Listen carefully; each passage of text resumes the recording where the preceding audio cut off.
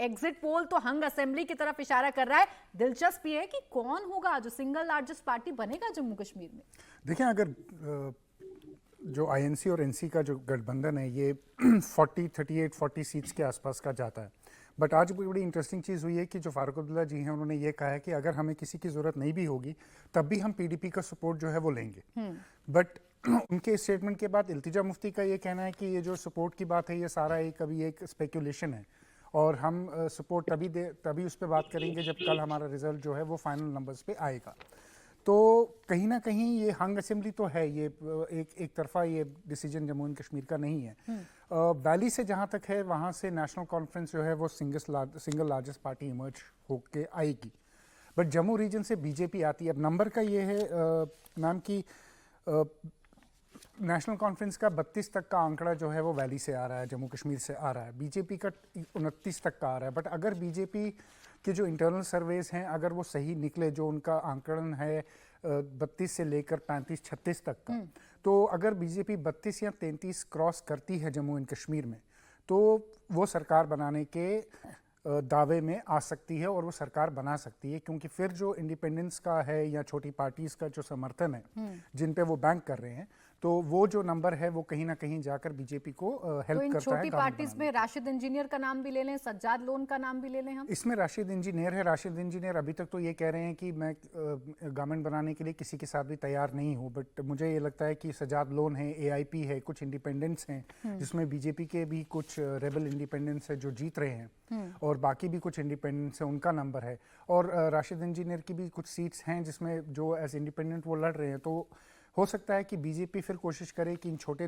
दलों के साथ और इन इंडिपेंडेंट्स के साथ एक सरकार जो है जम्मू कश्मीर में वो बनाए। बट जो लार्जर पिक्चर दिख रही है अभी, अगर पीडीपी, एनसी और कांग्रेस का जो हम नंबर देख रहे हैं वैली से आता हुआ, तो मुझे लग रहा है कि उनकी कोशिश रहेगी कि पहला दावा वो करें असेंबली पर और सरकार बनाने का दावा वो करें असेंबली पर। अच्छा ठीक, अभी कुछ भी कह पाना थोड़ा मुश्किल लग रहा है जम्मू कश्मीर को लेकर, लेकिन दो पॉसिबिलिटी जताई जा रही है। पहली पॉसिबिलिटी तो यही है कि एनसी और कांग्रेस का जो गठबंधन है वो बहुमत का आंकड़ा क्रॉस कर ले, पीडीपी उनके साथ मिल जाए तो उमर अब्दुल्ला मुख्यमंत्री हो सकते हैं। लेकिन जो दूसरी संभावना है बीजेपी वाली वो ज्यादा दिलचस्प है, उस पर आगे चर्चा मैं आपसे मुनीब जी करूंगी। अब हरियाणा का हाल जान लेते हैं। राजकुमार जी, एग्जिट पोल से हरियाणा की जो तस्वीर है वो काफी हद तक स्पष्ट हो गई है। लग रहा है ऐसा एग्जिट पोल को देखकर कि कांग्रेस की बहुमत वाली सरकार हरियाणा में बनने जा रही है। और अगर ऐसा हो रहा है तो कौन बनेगा हरियाणा का मुख्यमंत्री? ये भूपेंद्र हुड्डा होंगे, ये दीपेंद्र हुड्डा होंगे, शैलजा कुमारी होंगी, या कोई चौथा नाम भी आपके पास है? देखिए, अभी हम बात कर रहे हैं एग्जिट पोल के आंकड़े पर, और एग्जिट पोल का आंकड़ा बीजेपी कांग्रेस को दे रहा है 60 के आसपास सीटें।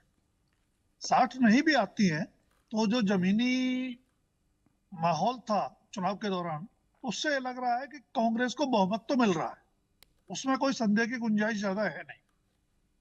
रहा सवाल मुख्यमंत्री बनने का, तो पिछले 1-1.5 साल से या 2 साल से आला कमान ने भूपेंद्र सिंह हुड्डा को जिस तरह का फ्री हैंड दे रखा है, प्रदेश अध्यक्ष उनकी पसंद के हैं, टिकट डिस्ट्रीब्यूशन में आप मान के चलें कि 90 में से 70 सीटें टिकट उनके कहने पर दिए गए हैं, तो उससे लगता है कि भूपेंद्र सिंह हुड्डा नेचुरल चॉइस हैं चीफ मिनिस्टरशिप के लिए।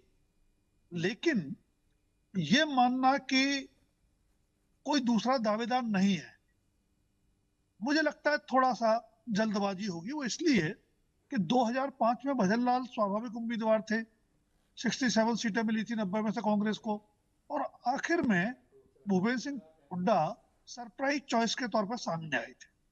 दूसरी बात, कांग्रेस में ऐसी परंपरा रही और अब कह सकते हैं लगभग सभी दलों में है कि विधायकों की राय लेकर के पर्यवेक्षक आला कमान से बात करते हैं और आला कमान फैसला करता है। अगर आपने ध्यान दिया हो तो शैलजा ने अभी एक इंटरव्यू में कहा कि विधायकों की राय शुमारी को वो ज्यादा अच्छा नहीं मानती कि उनका इसमें कोई ज्यादा भूमिका रहे, आला कमान को खुद फैसला करना चाहिए। तो अगर विधायकों की राय ली जाएगी तो निश्चित रूप से भूपेंद्र सिंह हुड्डा शायद एकमात्र पसंद के तौर पर सामने आ सकते हैं, क्योंकि सबसे ज्यादा टिकट उनके कहने से दिए गए। लेकिन अगर आला कमान की पसंद होगी तो उसमें कोई दूसरा फैसला भी हो सकता है।